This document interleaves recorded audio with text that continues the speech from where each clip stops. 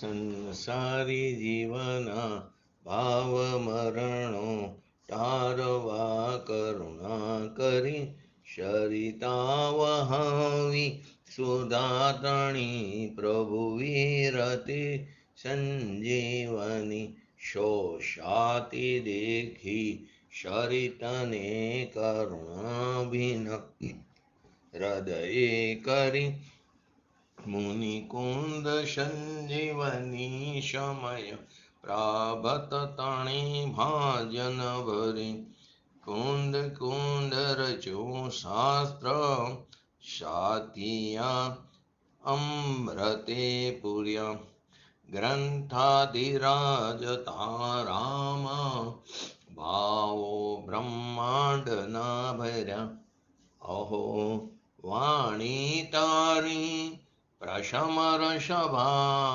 વિનિતરતી મુમુક્ષુને પાતી અમૃત રસ અંજલિ ભરી ભરી અનાદિની મૂર્છા વિષતણી ત્વરાથી ઉતરતી વિભાવેથી થંભે સ્વરૂપ ભણી દોડે પરિણતિ તું છે નિશ્ચય ગ્રંથ ભંગ સગરા વ્યવહારના ભેદવા તું પ્રજ્ઞાશીણી જ્ઞાનને ઉદયની સંદેશો છેદવા સાથી સાધકનો તુમ્હાનું જગનો સંદેશમાં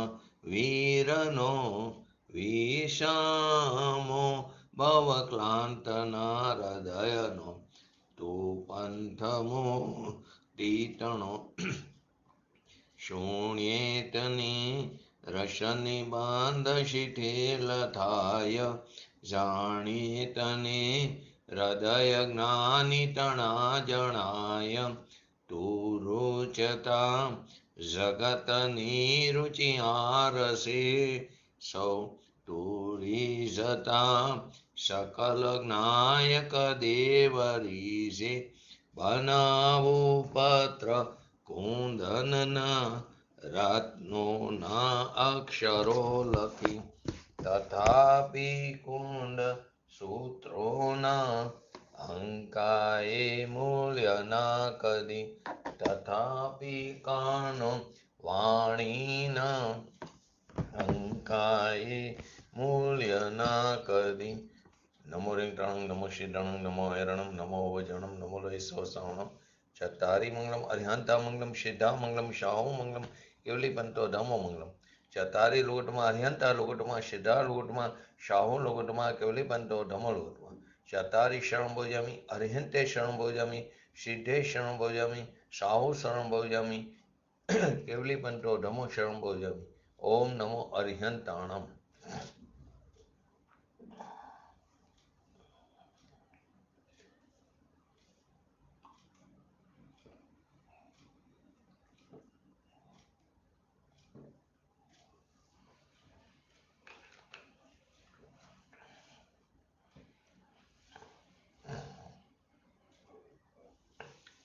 શ્રી સમયસા ગ્રંથાધિરાજ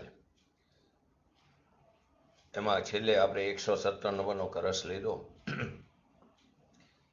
એમાં શિષ્યને આશંકા થઈ હતી. એના ઉત્તર રૂપે હવેની 4 ગાથા છે જોડકામાં. તો પ્રશ્ન એ હતો શિષ્યનો આશંકા કે સમ્યક દ્રષ્ટિ નિરાશ્રવ હોય છે, પણ અમને તો સંપૂર્ણ આચરણ એમનું મિથ્યા દ્રષ્ટિ જેવું દેખાય છે, એના જેવું જ દેખાય છે. આવી સ્થિતિમાં તેમને નિરાશ્રવ કેવી રીતે કહી શકાય? માટે એ આશંકાનું ઉદાહરણ સહિત યુક્તિ સહિત એનું નિરાકરણ આ 4 ગાથામાં કરવામાં આવ્યું. એને શું હતું કે જેવી રીતે મંદમતી કોઈ મિથ્યા દ્રષ્ટિ હોય એ સ્વચ્છંદતાથી વિચરણ કરે છે, તેવી રીતે સમ્યક દ્રષ્ટિ પણ વિચરણ કરે છે. જેવી રીતે અજ્ઞાનીનું જે ચિત્ત છે તે ચંચળ હોય છે, એની વાણી અસંયત હોય છે, શરીર પ્રત્યે એને પ્રેમ હોય છે, એને ભોગોનો સંયોગ હોય છે, પરિગ્રહનો સંગ્રહ હોય છે અને મોહનો વિલાસ હોય છે. એવી રીતે જ્ઞાનીને પણ જોવામાં આવે છે. માટે શિષ્ય આચાર્યજીને પૂછે છે કે આવી સ્થિતિમાં આપ સમ્યક દ્રષ્ટિને નિરાશ્રવ કેવી રીતે કહો છો? એટલે કે અમને તો એનું સંપૂર્ણ આચરણ મિથ્યા દ્રષ્ટિઓ જેવું દેખાય છે. આવી સ્થિતિમાં તેમને નિરાશ્રવ કેવી રીતે કહી શકાય? એ પ્રશ્નના એ આશંકાના સમાધાન રૂપે હવેની 4 ગાથાનો ઉદ્ભવ થયો. તો એ 4 ગાથાનું પહેલા હરિગીત જોઈ લઈ.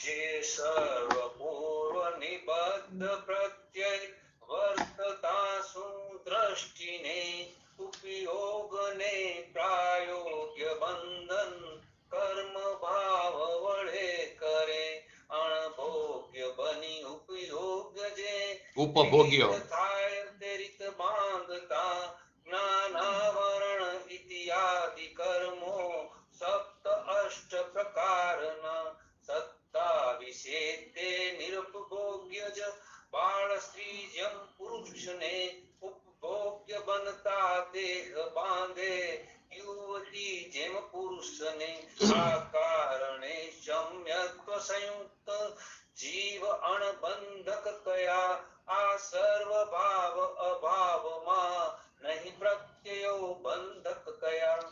જે સર્વ પૂર્વ નિબદ્ધ પ્રત્યય વર્તા સુદ્રષ્ટિને ઉપયોગને પ્રાયોગ્ય બંધન કર્મ ભાવ વડે કરે અણભોગ્ય બની ઉપભોગ્ય જે રીતે થાય તે રીત બાંધતા જ્ઞાનાવર્ણ્ય ઇત્યાદિ કર્મ સપ્ત અષ્ટ પ્રકારના સત્તા વિશે તે નિરુપભોગ્ય જ બાર સ્ત્રી જેમ પુરુષને ઉપભોગ્ય બનતા તેહ બાંધે યુવતી જેમ પુરુષને આ કારણે સમ્યક્ત્વ સંયુક્ત જીવ અણબંધક કયા આ સર્વ ભાવ અભાવમાં નહીં પ્રત્યયો બંધક કયા.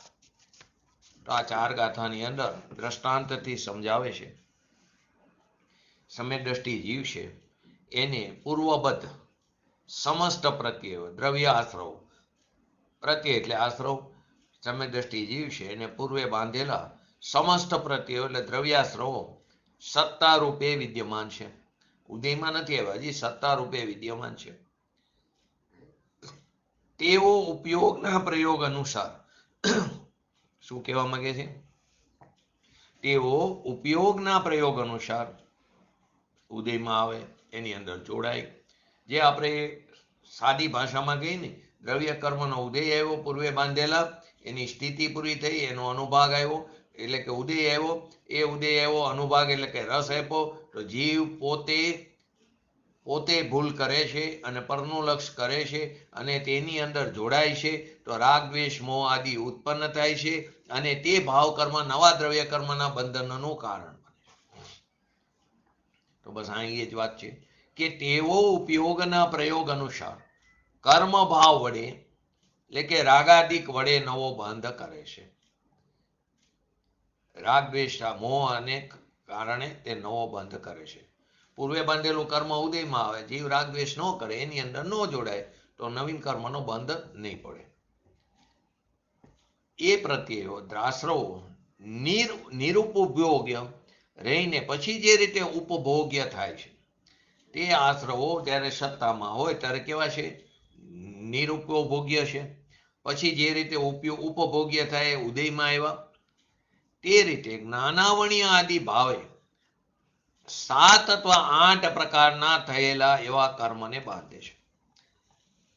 7 અથવા 8 આપણે અગાઉ પણ આવી ગયું છે. કેમ 7 અથવા 8 કીધા? જીવને જો નેક્સ્ટ પર્યાય હોય, નેક્સ્ટ ભવ હોય તો એને આયુષ્યનો બંધ એના અપકર્ષણકારે પડી ગયો નેક્સ્ટ આયુનો, પછી એક જ વાર પડે છે, પછી ફરી નથી થતો. તો જીવને હર સમયે 7 અથવા 8 પ્રકારના કર્મોનો બંધ પડે. એક વાર પડી ગયો આયુષ્યનો બંધ, પછી ફરી નથી પડતો, પછી એ 7 પ્રકારના કર્મોનો બંધ પડે છે એના અપકર્ષણકારે. એનું જે કંઈ આયુષ્ય હોય એના 2/3 ભાગે પહેલો અપકર્ષણ કાળ આવે. સમજવા માટે આપણે કહીએ છીએ વારંવાર 90 વર્ષનું આયુષ્ય હોય. ખબર નથી કોનું કેટલું આયુષ્ય છે, પણ ધારો કે સમજવા માટે 90 વર્ષનું આયુષ્ય હોય તો 60મા વર્ષે પહેલો આયુષ્યનો અપકર્ષણ કાળ પડે. જો 72મા વર્ષે હોય તો 48મા વર્ષે પહેલો આયુષ્યનો અપકર્ષણ કાળ પડે.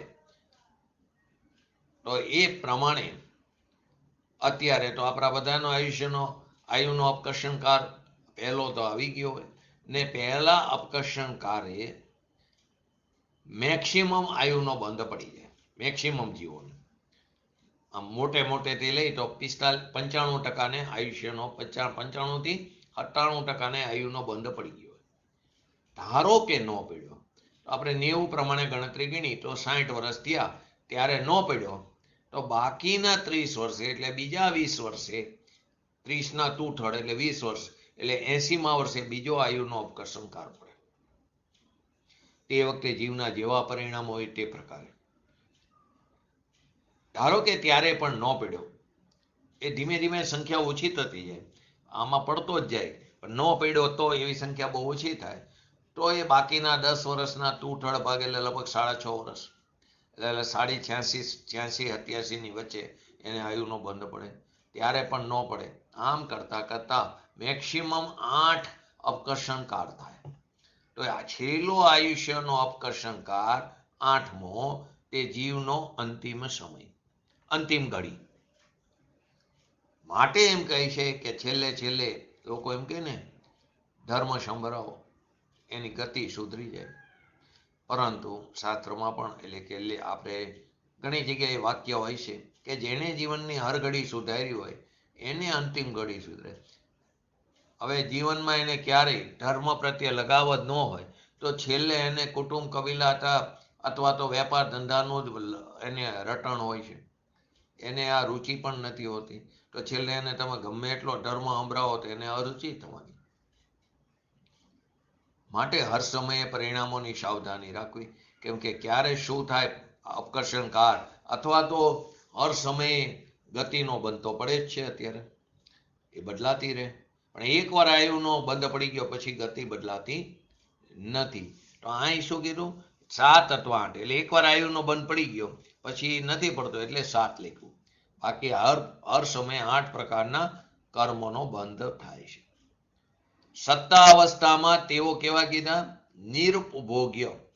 સત્તામાં પડેલા કર્મ એ ભોગવવા યોગ્ય નથી, એટલે કે એનું કંઈ ફળ મળતું નથી, ભોગવવા યોગ્ય નથી. જેમ હવે એક્ઝામ્પલ, જેમ જગતમાં 12 સ્ત્રી પુરુષને નિરુપભોગ્ય છે તેમ. એક દેશ દ્રષ્ટાંત છે.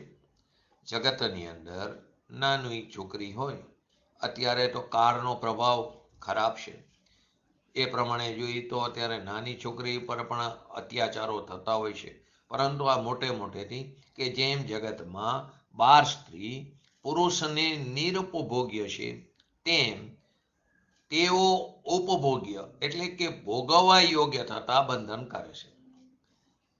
જ્યાં સુધી નાની હોય 12 સ્ત્રી તો પુરુષને તે નિરુપભોગ્ય છે, પરંતુ તે યુવાન થાય તો કેવી ભોગવવા યોગ્ય થાય છે.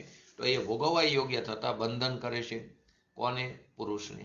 જેમ તરુણ સ્ત્રી એટલે કે યુવાન સ્ત્રી પુરુષને બાંધે છે તે રીતે. આ કારણથી સમ્યક દ્રષ્ટિને અબંધક કહ્યો છે, કારણ કે એને આશ્રવ ભાવનો અભાવ છે. તો આશ્રવ ભાવના અભાવમાં પ્રત્યયોને બંધક કહ્યા નથી. રાગ દ્વેષ મોહ નહીં હોય તો જે આશ્રવ ભાવ છે પ્રત્યયો દ્રવ્યાશ્રવ એ બંધનનું કારણ નથી થતું. માટે આશ્રવ ભાવના અભાવમાં પ્રત્યયોને બંધક કહ્યા નથી. આત્મખ્યાતિમાં આ ભાવને સ્પષ્ટ કર્યો કે જેમ તત્કાળની પરણેલી 12 સ્ત્રી, પહેલાના જમાનામાં નાની ઉંમરે લગ્ન થતા હતા તો એ 12 સ્ત્રી ખરેખર અનુપભોગ્ય છે, પરંતુ યૌવનને પામેલી એવી યૌવનને પામેલી એ પહેલાની પરણેલી સ્ત્રી યૌવન અવસ્થામાં ઉપભોગ્ય થાય છે. જે બાળ સ્ત્રી હતી ત્યારે તે અનુપભોગ્ય હતી અને તે યુવાન થઈ. એ પહેલા તો બાર હતી, પહેલાની પરણેલી, પરંતુ હવે કેવી થઈ? યૌવન. તો યૌવન અવસ્થામાં તે ભોગવવા યોગ્ય એટલે ઉપભોગ્ય થાય છે. અને જે રીતે તે ઉપભોગ્ય થાય છે એ અનુસારે પુરુષના રાગ ભાવને લીધે, વાસ્તવમાં તો પુરુષનો રાગ ભાવ છે, એ ભલે ને ઉપભોગ્ય થયું, પણ એ ઉપભોગ્ય થાય તે અનુસારે, એટલે કે જેવો કર્મનો ઉદય આવે તે પ્રકારે જીવ પોતે ભૂલ કરીને અંદર જોડાય. તો કે ઉપભોગ્ય થાય તે અનુસારે પુરુષના રાગ ભાવને લીધે, પુરુષના રાગ ભાવને લીધે જ પુરુષને બંધન કરે છે.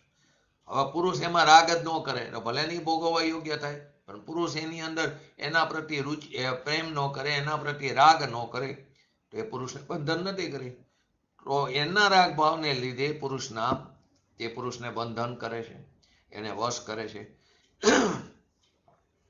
તેવી રીતે જેવો પ્રથમ તો સત્તા અવસ્થામાં અનુપભોગ્ય હતા સિદ્ધાંત. કેવી રીતે? બાર સ્ત્રીની વાત લીધી, એની આરે એવું લીધું. તેવી રીતે તેઓ તો પ્રથમ સત્તા અવસ્થામાં કેવા હતા? અનુપભોગ્ય હતા. પરંતુ વિપાક અવસ્થામાં એટલે કે ઉદય અવસ્થામાં ઉપભોગ યોગ્ય થાય છે. એવા એ ઉપભોગ્ય થયા.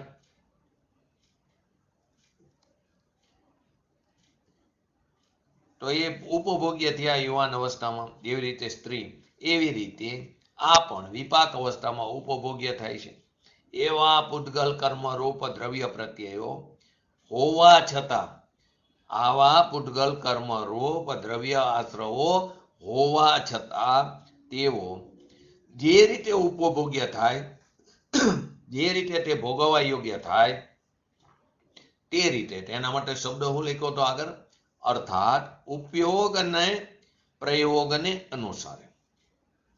એનો અર્થ શું કે જે રીતે ઉપભોગ્ય થાય તે અનુસારે કર્મોદયના કાર્યરૂપ જીવ ભાવના સદભાવને લીધે જ બંધન કરે છે.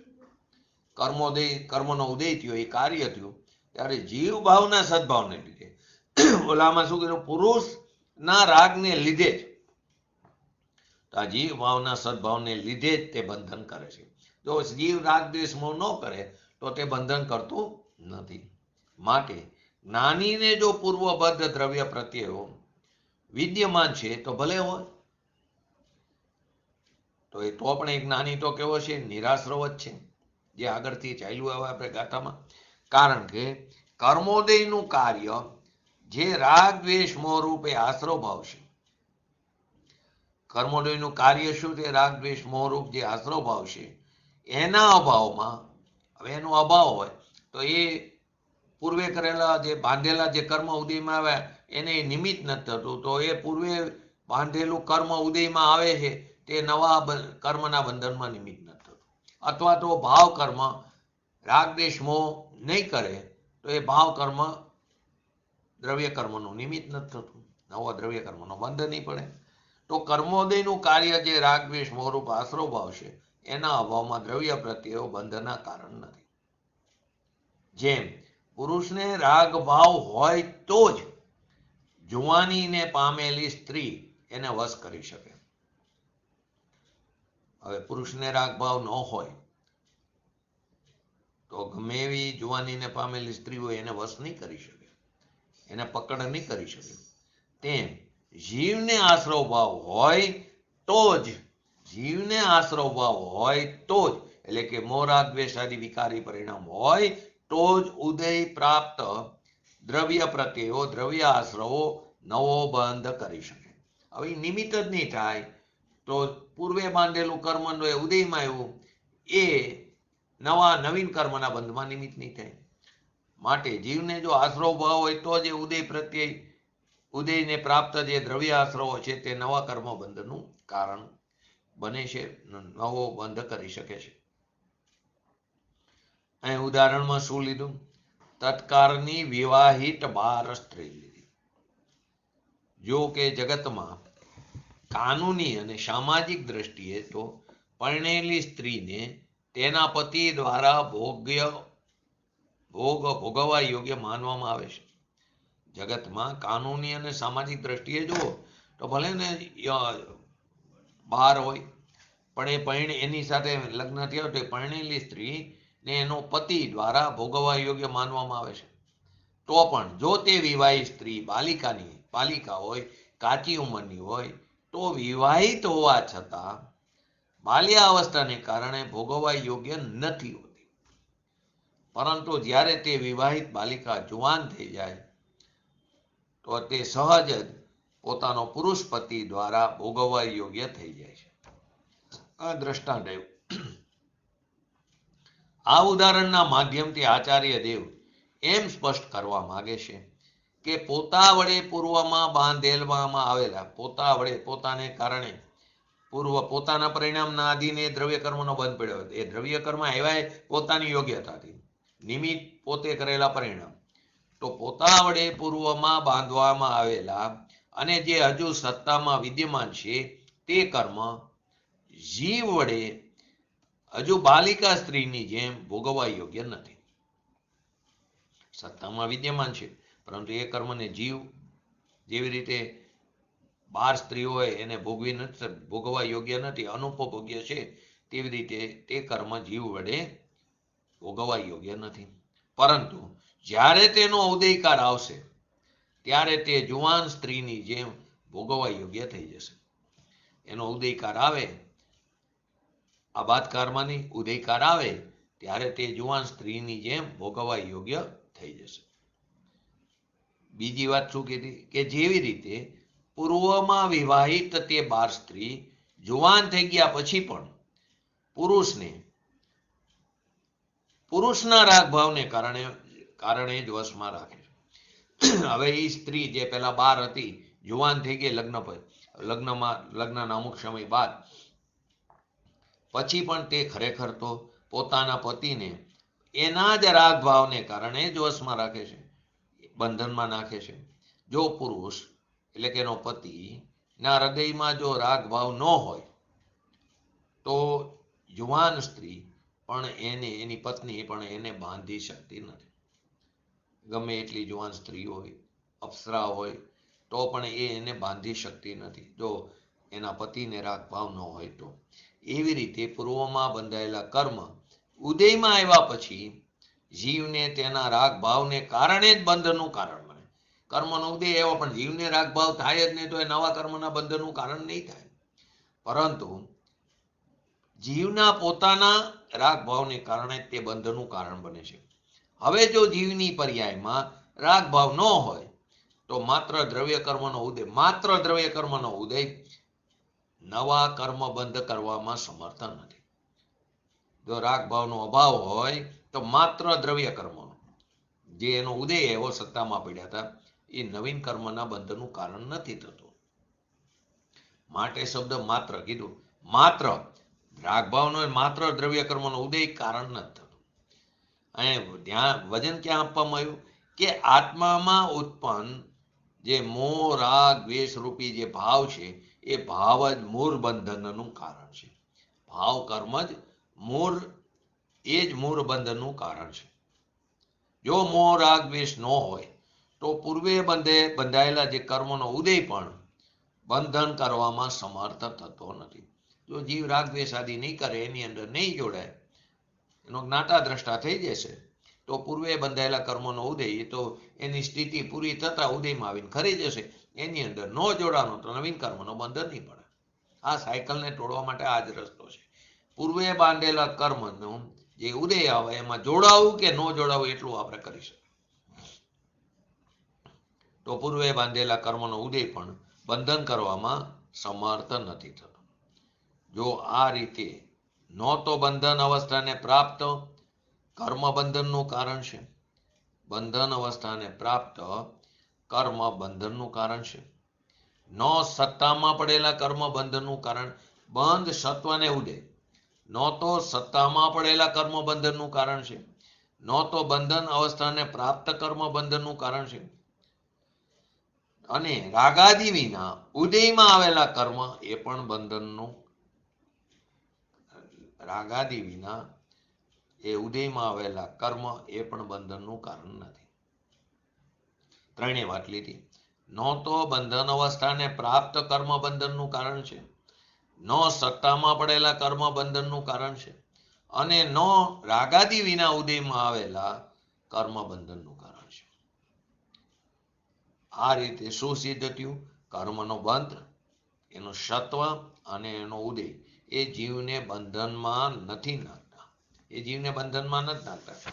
આગામી કર્મનો બંધ તે નથી કરતા, પરંતુ આત્મામાં ઉત્પન્ન થનારા રાગાદી ભાવ જ, પોતાની પર્યાયમાં ઉત્પન્ન થનારા રાગ દ્વેષ આદિ વિકારી ભાવ જ એ જ કર્મ બંધનનું મૂળ કારણ છે.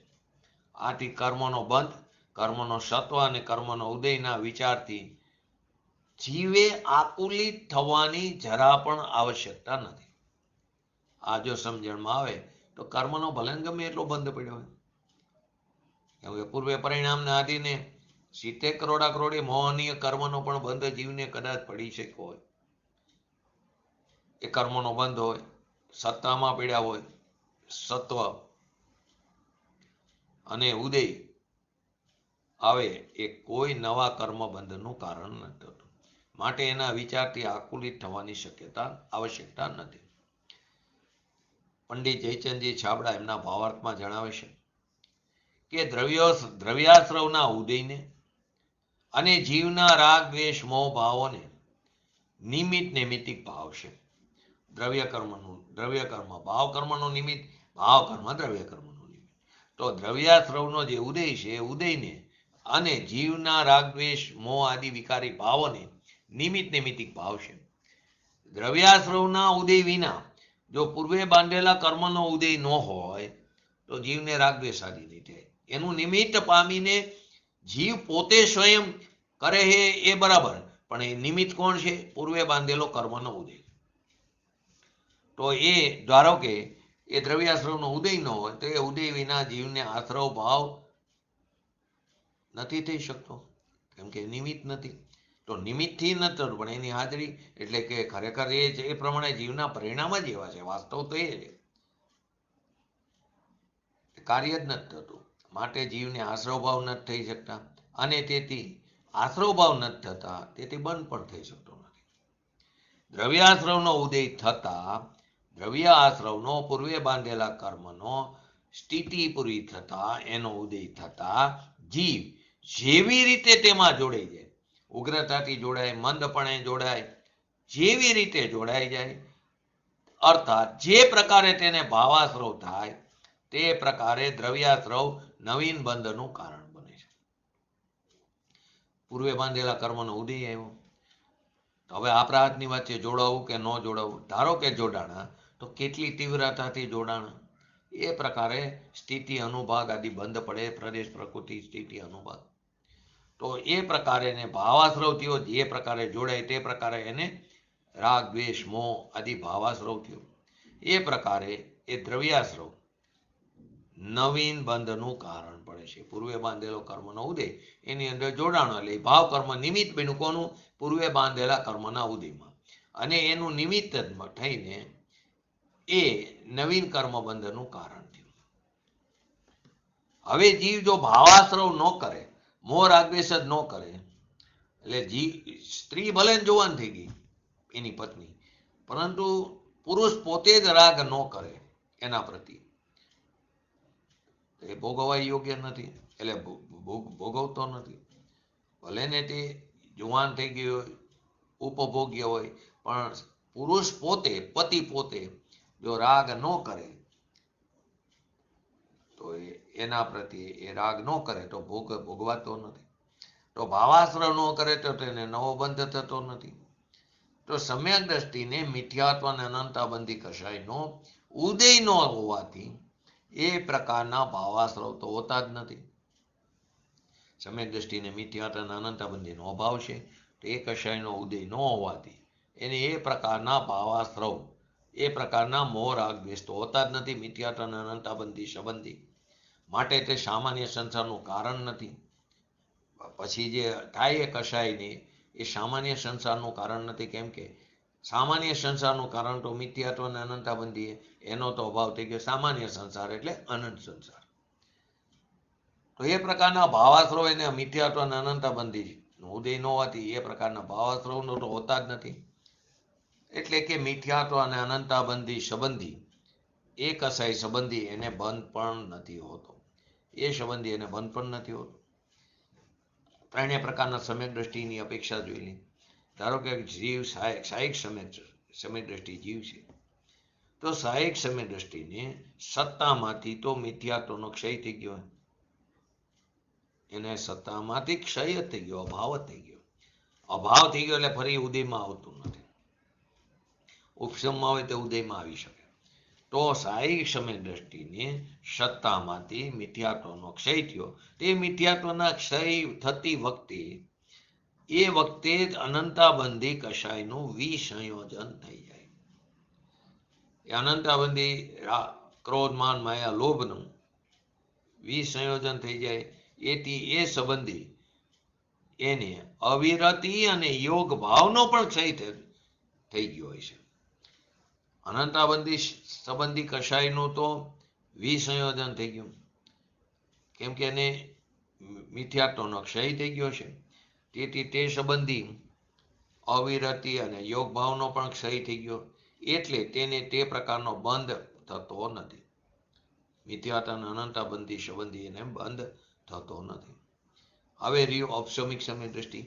બીજું તો કે ઔપસમિક સમ્યક દ્રષ્ટિને મિથ્યાત્વ અને અનંતાબંધી કષાયો માત્ર ઉપશમમાં એટલે સત્તામાં જ હોવાથી સત્તામાં રહેલું દ્રવ્ય, સત્તામાં પડેલું દ્રવ્ય ઉદયમાં આવ્યા વિના દ્રવ્ય પ્રત્યે એ ઉદયમાં આવ્યા વિના તે પ્રકારના બંધનું કારણ નથી થતું. મિથ્યાત્વ તેમજ અનંતાબંધી કષાય માત્ર ઉપશમ એટલે કે સત્તામાં જ હોવાથી સત્તામાં રહેલું દ્રવ્ય ઉદયમાં આવ્યા વિના તે પ્રકારના બંધનું કારણ નથી બનતું. અને હવે ત્રીજો સાયોગસમિક સમ્યક દ્રષ્ટિ. તો સાયોગસમિક સમ્યક દ્રષ્ટિને પણ સમ્યક્ત્વ મોહનીય સિવાય 6 પ્રકૃતિઓ ઉદયમાં નથી આવતી, વિપાકમાં નથી આવતી. સમ્યક્ત્વ મોહનીય પ્રકૃતિ હોય ઉદયમાં, પણ એ સિવાયની 6 પ્રકૃતિ. કઈ કઈ 6 આવશે?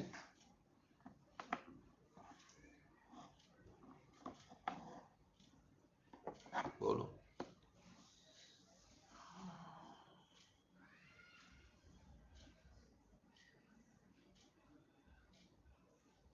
બોલો જયંતિભાઈ. સાયોગસમિક સમ્યક દ્રષ્ટિને 6 પ્રકૃતિઓ ઉદયમાં નથી આવતી. પહેલા તો કઈ 7 પ્રકૃતિ, તો ઈઝી બની જશે.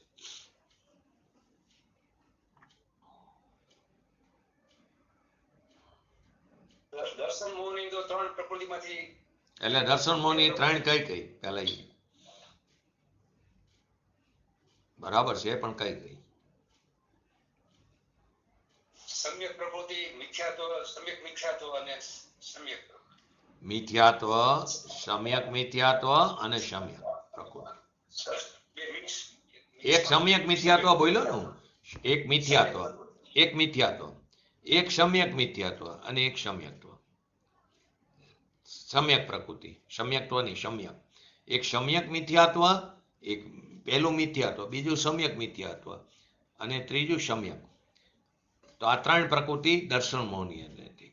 અને ચારિત્ર મોહનીયની અનંતાબંધીની 4. હવે સાયોગસમિક સમ્યક દ્રષ્ટિ છે તેને 6 પ્રકૃતિ વિદ્યમાન નથી, એટલે કે ઉદયમાં નથી આવતી. વિદ્યમાન એટલે ઉદયમાં નથી આવતી.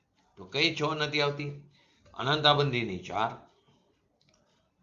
મિથ્યાત્વ અને સમ્યક મિથ્યાત્વ. આ 6 પ્રકૃતિ એને ઉદયમાં નથી આવતી. તો ઉદયમાં કઈ એવી? ખાલી સમ્યક. ઔપસમિકને 5 પ્રકૃતિ લીધી આપણે, મિથ્યાત્વ અને અનંતાબંધી. તો કે અહીં સાયોગસમિક સમ્યક દ્રષ્ટિને સમ્યક મોહનીય સિવાયની 6 પ્રકૃતિઓ ઉદયમાં આવતી નથી, એટલે તે પ્રકારનો એને બંધ થતો નથી. એટલે ત્રણેય સમ્યક દ્રષ્ટિને કયા પ્રકારનો બંધ થતો નથી એ વાત લીધી.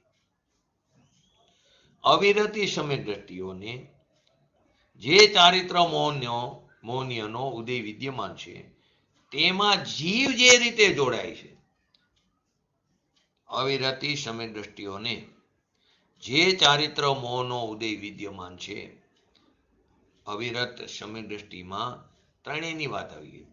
એમને જે ચારિત્ર મોહનો ઉદય વિદ્યમાન છે તેમાં જીવ જે રીતે જોડાય છે તે પ્રકારનો તેને નવીન બંધ થાય છે. જે પ્રકારે જોડાય તે પ્રકારે નવીન બંધ થાય છે. એટલે ગુણસ્થાનના વર્ણનની અંદર અવિરત સમ્યક દ્રષ્ટિ આદિ ગુણસ્થાનમાં ચોથું ગુણસ્થાનથી લઈને આગળ તો એ બધામાં અમુક અમુક પ્રકૃતિનો બંધ કીધો છે, પરંતુ તે બંધ કેવો છે? અલ્પ છે. માટે તેને સામાન્ય સંસારની અપેક્ષાથી બંધનમાં ગણવામાં આવ્યો નથી. અલ્પ પડે છે અને તે સામાન્ય સંસારનું કારણ નથી, માટે તેને સામાન્ય સંસારની અપેક્ષાએ બંધમાં ગણવામાં આવ્યો નથી. સમ્યક દ્રષ્ટિ ચારિત્ર મોહના ઉદયમાં સ્વામિત્વ ભાવે જોડાતો નથી, રુચિપૂર્વક જોડાતો નથી, છે અસ્થિતા રૂપી. તે ચારિત્ર મોહના ઉદયમાં એ સ્વામિત્વ ભાવે જોડાતો નથી, માત્ર અસ્થિતા રૂપે જોડે. પાંચમો ગુણસ્થાન હોય તો બે ચોકડીનો અભાવ થયો, બાકીનો બેનો સદભાવ છે, પરંતુ એ સ્વામિત્વ ભાવે જોડાતો નથી, માત્ર અસ્થિતા રૂપે જોડે. છઠ્ઠા ગુણસ્થાનમાં 3 ચોકડીનો અભાવ, સ્વાંજલન કષાયનો સદભાવ છે. પછી ધીમે ધીમે ક્રમે ક્રોધ માન માયા અને છેલ્લે સૂક્ષ્મ લોભ. તો કે અસ્થિતા રૂપે જે જોડાણ છે તે નિશ્ચય દ્રષ્ટિમાં ખરેખર જોડાણ છે જ નહીં. અસ્થિતા રૂપે જે જોડાણ છે, કેમ કે એને રુચિ નથી ને, એના રુચિપૂર્વક નથી, એના સ્વામિત્વપૂર્વક નથી, માલિકી પણ એ જોડાતો નથી, માટે નિશ્ચય દ્રષ્ટિમાં જોડાણ છે જ નહીં. માટે સમ્યક દ્રષ્ટિને મોહ રાગ દ્વેષનો અભાવ કહેવામાં આવ્યો. કેમ કે એને સ્વામિત્વ ભાવે જોડાતો નથી. મિથ્યાત્વ અને અનંતાબંધીનો અભાવ તો છે જ, એ સંબંધી મોહ રાગ દ્વેષ નથી, પરંતુ ભૂમિકા અનુસાર એને ચારિત્ર મોહનીય સંબંધી મોહ રાગ દ્વેષ આદિ છે, પરંતુ એ અસ્થિતા રૂપે જોડાણ તે નિશ્ચય દ્રષ્ટિમાં જોડાણ છે જ. માટે સમ્યક દ્રષ્ટિને રાગ દ્વેષ મોહનો અભાવ કહેવામાં આવ્યો. જ્યાં સુધી જીવ કર્મનું સ્વામીપણું રાખી કર્મોદયમાં પરિણમિત થાય છે ત્યાં સુધી તે કર્મનો કર્તા કહેવામાં આવ્યો. જ્યાં સુધી જીવ કર્મનું સ્વામીપણું રાખી એમાં માલિકીપણું કરે ને કર્મોદયમાં પરિણમિત થાય ત્યાં સુધી જ જીવ કર્મનો કર્તા કહેવામાં આવે. ઉદયનો જ્ઞાતા દ્રષ્ટા થઈને પરના નિમિત્તથી માત્ર અસ્થિતા રૂપે પરિણમિત થાય છે. ઉદયનો જ્ઞાતા દ્રષ્ટા થઈ જાય સાધક જીવ, પછી પરના નિમિત્તથી થયેલો ચારિત્ર મોહ એ પરના નિમિત્તથી માત્ર અસ્થિતા રૂપ પરિણમન થાય છે. ત્યારે તે કરતા નથી, પરંતુ માત્ર જ્ઞાતા છે. એને થાય છે પછી ભૂમિકા અનુસાર અસ્થિતા રૂપી રાગ દ્વેષ મોહ, પરંતુ તે તેનો કરતા નથી, માત્ર જ્ઞાતા દ્રષ્ટા છે. આ અપેક્ષાથી સમ્યક દ્રષ્ટિ થયા બાદ ચારિત્ર મોહના ઉદયરૂપ પરિણમન હોવા છતાં સમ્યક દ્રષ્ટિ થયા બાદ ચારિત્ર મોહના ઉદયરૂપ પરિણમિત થવા છતાં પણ તેને જ્ઞાની અને અબંધક કહેવામાં આવ્યો. ચારિત્ર મોહનો ઉદય રૂપે પરિણમિત થયો છતાં પણ એને જ્ઞાની કીધો, અબંધક કહેવામાં આવ્યો. જ્યાં સુધી મિથ્યાત્વનો ઉદય છે અને તેમાં જોડાઈને જીવ રાગ દ્વેષ મોહ ભાવે પરિણમિત થાય છે ત્યાં સુધી તેને અજ્ઞાની કહેવામાં આવ્યો, ત્યાં સુધી તેને બંધક કહેવામાં આવ્યો.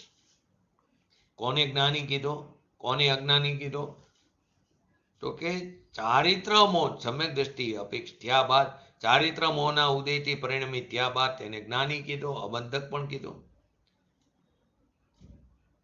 ઉદયનો જ્ઞાતા દ્રષ્ટા થાય, પરના નિમિત્તે અને જે અસ્થિતા રૂપી પરિણમિત થાય છે ત્યાં કરતા નથી થતો, માત્ર જ્ઞાતા જ રહે છે. આ અપેક્ષાથી સમ્યક દ્રષ્ટિ થયા બાદ એ ચારિત્ર મોહના ઉદયરૂપ પરિણમિત થવા છતાં પણ એને જ્ઞાનીને અબંધક કીધું. અને બીજું કીધું, જ્યાં સુધી મિથ્યાત્વનો ઉદય છે અને એની અંદર જીવ જોડાય છે સ્વયં, જીવ રાગ દ્વેષ મોહ ભાવે પરિણમિત થાય છે ત્યાં સુધી એને અજ્ઞાની અને બંધક કહેવામાં આવ્યો. આગળની ગાથામાં પણ આવી ગયું છે. એટલે શું સ્પષ્ટ થઈ ગયું કે બંધનનું મૂળ કારણ શું છે અને જ્ઞાનીને અબંધક કહેવાની અપેક્ષા શું છે. બંધનું મૂળ કારણ શું છે એ પણ ખ્યાલમાં આવ્યો કે જીવે પોતે કરેલા મોહ રાગ દ્વેષ. અને જ્ઞાનીને અબંધક કહેવાની અપેક્ષા કઈ છે એ પણ આપણે સમજી લીધું. કઈ રીતે કે જ્ઞાની અજ્ઞાની અને બંધ અબંધનો ભેદ જાણી પોતાના શુદ્ધ સ્વરૂપમાં લીન રહેવાના અભ્યાસો દ્વારા કેવળ જ્ઞાન પ્રગટાવાથી જીવ જ્યારે સાક્ષાત સંપૂર્ણ જ્ઞાની થાય છે ત્યારે એને આપણે આગળ શું કીધું? સર્વથા નિરાશ્રવ કીધું. માટે બંધનું મૂળ કારણ શું અને જ્ઞાનીને અબંધક કહેવાની અપેક્ષા શું છે એ સ્પષ્ટ થઈ ગયું. પૂજ્ય ગુરુદેવનું સ્પષ્ટીકરણ પણ સમજવા જેવું છે. અહીંયા આ વાત ઉપર વિશેષ વચન છે કે જે રીતે ઉપભોગ્ય થાય તે અનુસાર પુરુષ સ્ત્રી પ્રત્યે જેટલો રાગ કરે છે, જે રીતે ઉપભોગ્ય હોય, ભોગવવા યોગ્ય હોય, એ અનુસાર પુરુષ સ્ત્રી પ્રત્યે જેટલો રાગ કરે એટલા જ પ્રમાણમાં તે સ્ત્રી એ પુરુષને વશ કરે. પુરુષ જેટલો સ્ત્રી પ્રત્યે જેટલો રાગ કરે એટલા પ્રમાણમાં સ્ત્રી તેને વશ કરે. પુરુષ રાગ ન કરે તો વશ નહીં કરી શકે. આ જ્ઞાનીની વાત છે. જ્ઞાનીને જે 8 કર્મ સત્તામાં પડ્યા છે તે 12 સ્ત્રીની માફક અનુપભોગ્ય છે. પરંતુ તે જ કર્મ વિપાક અવસ્થામાં કેવા થઈ જાય? ઉદયકાળમાં ઉપભોગ્ય બને છે, ભોગવવાને યોગ્ય બની જાય છે. જે સત્તામાં પડ્યા હતા એ અનુપભોગ્ય હતા, તે ઉદયકાળમાં કેવા થાય? ભોગવવા યોગ્ય થઈ જાય છે. એટલે કે દ્રવ્ય પ્રત્યે જે રીતે ઉપભોગ્ય થાય, ઓલામાં સ્ત્રીનું આવ્યું જોવાન થયા પછી, તો કે દ્રવ્ય પ્રત્યે જે રીતે ઉપભોગ્ય હોય એ અનુસાર જેટલી માત્રામાં ઉપયોગ તેમાં જોડાય.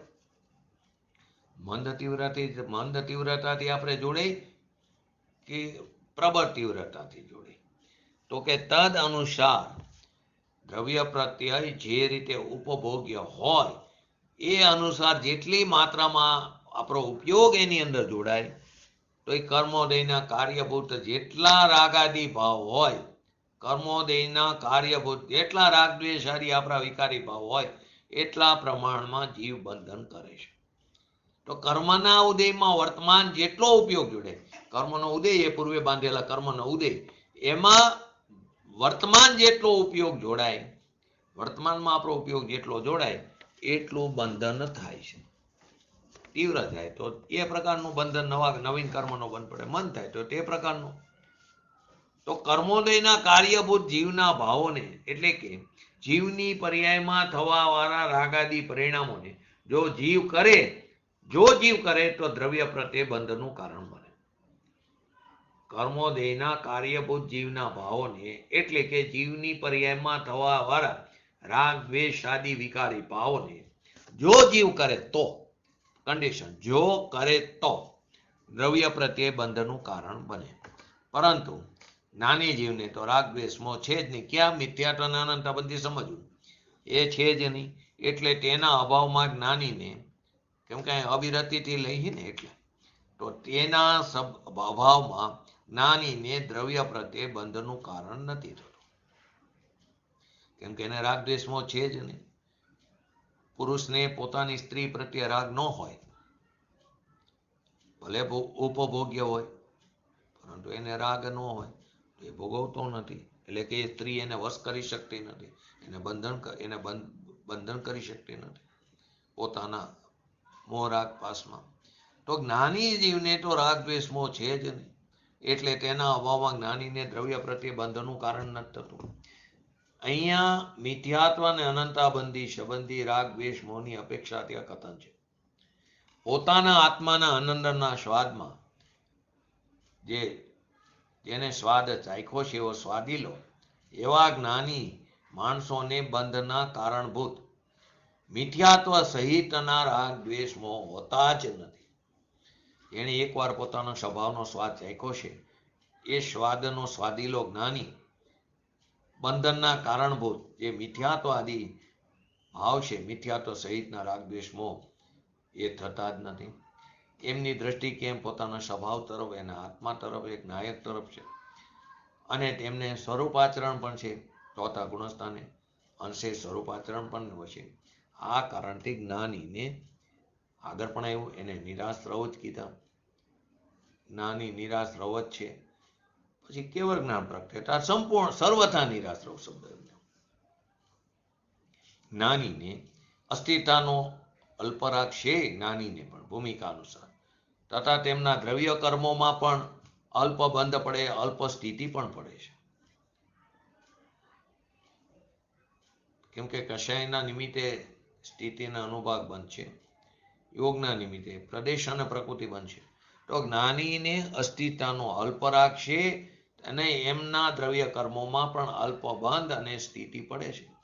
પરંતુ જ્ઞાનીને સંસારમાં દીર્ઘકાળ સુધી પરિભ્રમણ કરવું પડે એવું કર્મ બંધન નથી હોતું. કેમ કે સંસાર મર્યાદિત થઈ ગયો. જ્ઞાનીને સંસારમાં દીર્ઘકાળ સુધી પરિભ્રમણ કરવું પડે એવું કેવળ જ્ઞાનીના કેવળ જ્ઞાનમાં જણાતું જ નથી. જ્ઞાની એના જાજા બહુ, કેવળ જ્ઞાની એના જાજા બહુ દીઠા જ નથી. અને જે કંઈ એના ભાવ થાય છે પોતાના પરિણામને આધીને એ એના જ્ઞાનનું જ્ઞેય છે, એને જાજા બહુ હોય જ નહીં. તો જ્ઞાનીને સંસારમાં દીર્ઘકાળ સુધી પરિભ્રમણ કરવું પડે એવા કર્મ બંધન એને નથી હોતા. એ વધારેમાં વધારે મેક્સિમમ ઉત્કૃષ્ટ કિંચિત ન્યૂનતમ અર્ધપુદ્ગલ પરાવર્તનથી વધારે બહાર જીવ રખડી શકતો નથી સમ્યક દર્શન થયા પછી. ભલે એને વમી જાય તોય, તો પડવાવાળા જીવની વાત જ નથી. શાંતિનાથ ભગવાન, કુંઠુનાથ ભગવાન, અરનાથ ભગવાન એ ત્રણેય શું હતા? કેટલી પદવીના ધારક હતા? ચક્રવર્તી અને કામદેવ. બોલો અમિતાબેન, રસીલાબેન. શાંતિનાથ, કુંઠુનાથ, અરનાથ.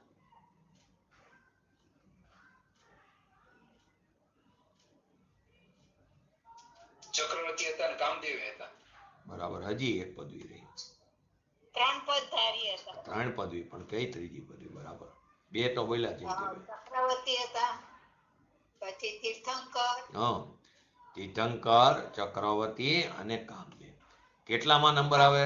24. કામદેવ 24 તીર્થંકરમાં કેટલામાં નંબર હે? ત્રણેય 16, 17 ને 18. 16, 17 ને 18. સરસ. તો આ ત્રણેય કેવા? ત્રણ પદવીના ધારક છે. બરાબર. એમાં તીર્થંકર અને ચક્રવર્તી આ બંને 63 સલાકા પુરુષમાં આવે. 63 સલાકા પુરુષ. એ 63 સલાકા પુરુષમાં 24 તીર્થંકર, 12 ચક્રવર્તી એટલે 36, 9 નારાયણ, 9 પ્રતિનારાયણ ને 9 બલભદ્ર એટલે 63 થયા. બરાબર. તો દરેક કારમાં આ 63 સલાકા પુરુષ હોય. પરંતુ આ ઊંડાવ સર્પિણી કાર છે. તો આમાં શાંતિનાથ, કુંઠુનાથ, અરનાથે ચક્રવર્તીની પદવી પણ લઈ લીધી. તીર્થંકર તો હતા એટલે 3નો લોપ થયો, માટે 60 થયા. હવે એમાં મહાવીર સ્વામી ભગવાન આગળના પર્યાયમાં ત્રિપુષ્ટ નારાયણ હતા, તો એક નારાયણની પદવી એમણે લઈ લીધી. પોતે તીર્થંકર પણ હતા ને એક નારાયણ પણ પદવી લઈ લીધી, માટે એક વધારે લોપ થયો એટલે 59 છે અત્યારે. કે આ કારમાં, ઊંડાવ સર્પિણી કારમાં 59 સલાકા પુરુષ છે. અને 169 મહાપુરુષ લો તો એની અંદર 24 કામદેવ પણ આવે, જેમાં હનુમાન તે 18માં કામદેવ છે. અને કામદેવથી વધારે સુંદર રૂપ જગતમાં, લોકમાં કાંઈ કોઈ જ નહીં. એવું અનુપમ સૌંદર્ય હોય ને અત્યારે એને વિકૃત રૂપે હનુમાનજીને બતાવે છે. એ કુર છે એમનું, વાનર નથી, વાનર કુર છે ને એનાથી વધારે સૌંદર્ય જગતમાં કોઈ નથી. એ આ કારે એ જ પર્યાયમાં મોક્ષ પામી જાય. 24 કામદેવ એ જ પર્યાયમાં મોક્ષ પામે. ચક્રવર્તીમાં કોઈ મોક્ષ પામે તે કોઈ સ્વર્ગમાં પણ જાય અને કોઈ નરકમાં પણ. નરકમાં તો આપણે લઈએ શુભમ અને બ્રહ્મદત્ત. કોઈ સ્વર્ગમાં પણ જાય, કોઈ મોક્ષ પણ જાય. તીર્થંકર તો બધા મોક્ષે જાય. નવ નારાયણ અને નવ પ્રતિનારાયણ એ નિયમથી અધોલોકમાં જાય. નિયમથી 63 સલાકા પુરુષમાં કાળક્રમે મોક્ષ જ જવાના, પણ જાય અહીંથી સીધા નરકમાં. 9 બલભદ્ર છે, એમાં 8 બલભદ્ર અત્યારે મોક્ષ પામ્યા છે. એમાં 7 બલભદ્ર ગજ પંથાથી, 8મા બલભદ્ર શ્રી રામ ભગવાન જેને આપણે માંગી તુંગીથી મોક્ષ પામ્યા, અને 9મા બલભદ્ર બલરામ એ અત્યારે સ્વર્ગમાં છે.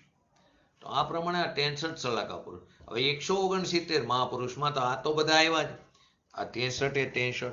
એ સિવાય 24 તીર્થંકરના માતા પિતા, 9 નારદ આવે, 11 રુદ્ર આવે, 24 કામદેવ આવે, એ બધા અંદર આવી જાય.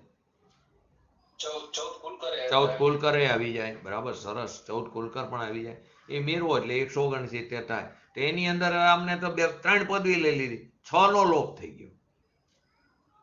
3 2 ને 6 નો લોપ થઈ ગયો. ઓલા ત્રિપુષ નારાયણ હતા એટલે બધું ગણો તો 7 પદવી, તો એ લોપ થઈ ગઈ. 162 થયા. તો અહીં તો આપણે વાત, આ તો ચંદ્ર લીધું હારે. શાંતિનાથ, કુંઠુનાથ અને અરનાથ એ ત્રણેય તીર્થંકર હતા, કામદેવ અને ચક્રવર્તી. એમને સંસારિક રાગમાં કર્તૃત્વ અને કર્તૃત્વ બુદ્ધિનો તો ત્યાગ જ કરી દીધો હતો. તેનાથી લાભ થવાની માન્યતાનો પણ એમને ત્યાગ કરી દીધો હતો. અભિપ્રાયમાં નહોતું. એમને રાગ થતો તો જરૂર, ભૂમિકા એ વખતની,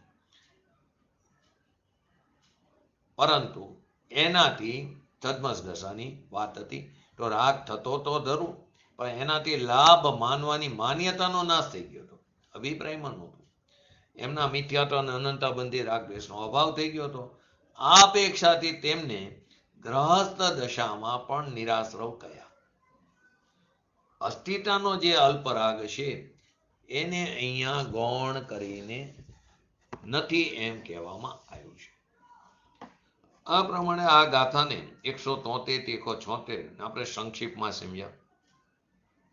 સાથે 118 નંબરનો કરસ અને એના પછીનો 119 નંબરનો કરસ પણ લઈ અને પછી પૂજ્ય ગુરુદેવશ્રીના પ્રવચનના આધારે સમજશું ફરી. તો કરસ કયો છે 118 ની અંદર શું કે, સત્તા રૂપે જે દ્રવ્ય કર્મો પૂર્વ જીવ નિબદ્ધ છે તે ઉદય પામી આપતા ફર અનુસરી નિજ સમયને. ઉદય આપતા ફર અનુસરી નિજ સમયને, પણ રાગ દેશ વિભાવ સર્વે વર્તતા નહીં જ્ઞાનીને. નિર્મોહી એવા જીવને તેથી નો બંધન થાય છે.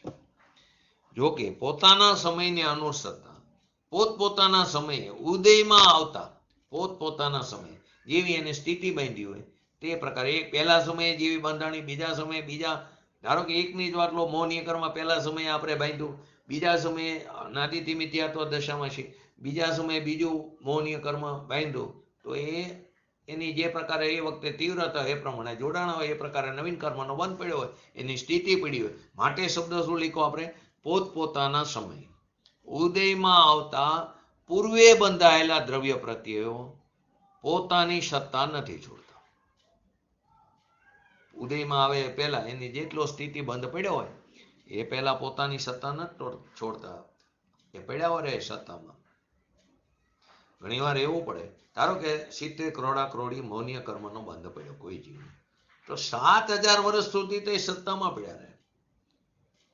કેટલા? 7000 વર્ષ. એક સમયમાં પરિણામને આધીન આપણા જે ઉત્કૃષ્ટમાં ઉત્કૃષ્ટ લીધું આપણે મૌનીય કર્મનો 70 કરોડા કરોડી સાગરનો બંધ પડ્યો. 70 કરોડા કરોડી સાગર એનો આબાધકાર 7000 વર્ષ. 7000 વર્ષ સુધી તો એ સત્તામાં પડ્યું રહે. એ પોતાની સત્તા નથી છોડતું. પરંતુ ગભરાવાની જરૂર નથી. એકવાર સમ્યક દર્શન થયું તો અસંખ્યાત ગુણી શ્રેણી નિજરા થઈ જશે. તો પોતાની સત્તા એ છોડતું નથી, તો પણ સર્વ રાગ દ્વેષ મોહનો અભાવ હોવાથી જ્ઞાનીને કર્મબંધ ક્યારે થતો નથી. મિથ્યાત્વના અનંતાબંધી સમજવું. પંડિત જયચંદજી છાબડાએ ભાવાર્થમાં શું લખ્યું? જ્ઞાનીને પણ પેલા અજ્ઞાન અવસ્થામાં બંધાયેલા દ્રવ્યાશ્રવ એ અવસ્થામાં વિદ્યમાન છે, સત્તામાં વિદ્યમાન છે, અને તે પોતાના ઉદયમાં આવતા રહેશે. એનો જેવી સ્થિતિ પૂરી થાય તે પ્રમાણે એ નિષેકો કરતા જાય ઉદયમાં આવી. પરંતુ તે દ્રવ્યાશ્રવ જ્ઞાનીને કર્મબંધનું કારણ નથી, કેમ કે એનો સ્વામી નથી ને, એમાં જોડાતો નથી, એનો જ્ઞાતા દ્રષ્ટા રહેશે. કારણ કે જ્ઞાનીને સમસ્ત રાગ દ્વેષ મોહનો અભાવ છે. મિથ્યાત્વ અનંતાબંધી સંબંધી એટલે કે સમસ્ત રાગ દ્વેષનો અભાવ એટલે બીજી રીતે લો તો બુદ્ધિપૂર્વક રાગ દ્વેષ મોહની અપેક્ષા એ સમજો. આ બુદ્ધિપૂર્વક એટલે જ્ઞાનની જાણવામાં આવે, જ્ઞાનમાં જાણવામાં આવે ને ન જાણવામાં આવે એ અપેક્ષા નથી લેવાની. રુચિપૂર્વક, બુદ્ધિપૂર્વક એટલે રુચિપૂર્વક એ રાગ દ્વેષ મોહની અભાવ છે. આની વિશેષ ચર્ચા આપણે કાલે પાંડે રાજમલજીની કરશ ટીકા ઉપરથી આગળ લઈશું અને 119 નંબરનો કરશ. પછી પૂજ્ય ગુરુદેવશ્રીના પ્રવચનના આધારે આપણે આ 6 વસ્તુ 4 ગાથા અને 2 કરશને સમજીશું. આપણે પણ આપણા ભગવાન આત્માને ઓળખી જાણી પ્રતીતિ કરી અને સ્વભાવમાં શીઘ્ર ને શીઘ્ર તરી એવી પરમ વિરલ ભાવના સાથે આજનું વ્યક્તિત્વ પૂરું કરું. જય જિનેન્દ્ર.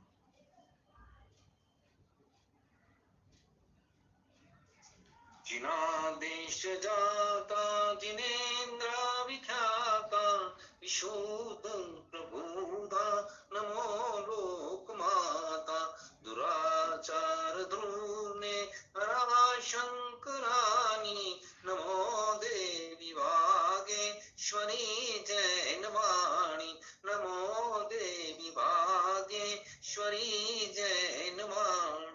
नमो रिंगटाणं नमो सिद्धाणं नमो ऐरणं नमो वजणं नमो लय सवसावणं चत्तारि मंगलम अरिहंता मंगलम सिद्धा मंगलम शाहो मंगलम केवलीपंतो धम्मो मंगलम चत्तारि लुगटमा अरिहंता लुगटमा सिद्धा लुगटमा शाहो लुगटमा केवलीपंतो धम्मो लुगटमा चत्तारि शरण भोजामि अरिहंते शरण भोजामि सिद्धे शरण भोजामि शाहो शरण भोजामि केवलीपंतो धम्मो शरण भोजामि. बोलिए श्री पंच परमेष्ठी भगवंतोनो जयो.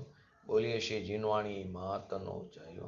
बोलिए श्री परम पूज्य परम उपकारी श्री सद्गुरु देवनो जयो. बोलिए श्री प्रशामूर्ति भगवती मातनो जयो. बोलिए श्री सनातन जैन दिगंबर धर्मनो जयो.